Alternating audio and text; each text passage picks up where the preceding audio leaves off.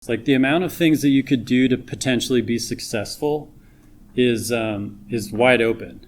And YouTube is one potential platform where you can be creative with what you want to express and communicate. So on YouTube, they have these ASMR. It's where you like whisper. And people listen to it. Like, we don't really know what it is about the brain and why we get attached to these like really subtle whispering things. Some people report that it gives them chills. We like unboxing videos. These type of videos get hundreds of thousands of views. And in traditional media with the television, nobody would have ever said, like for slow TV, actually they did it with slow TV. It started with the Christmas log. Somebody had to sit there in a meeting and say, hey, let's put a Christmas log on the TV for hours. And people are going to tune in, I promise. And that was the first start of that.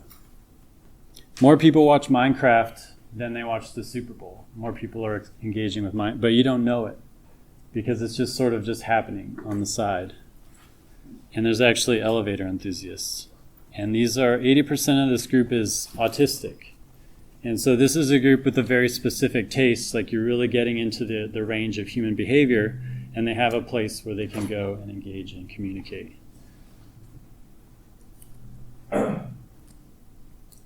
So really changing people's lives involves focusing in on that really narrow appeal.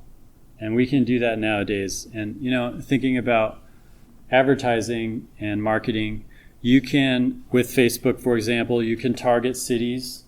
You can send ads to specific cities and say, hey, Birmingham, and, hey, Atlanta, in the introduction. And just adding that touch of personalization of the city name can increase engagement with that city.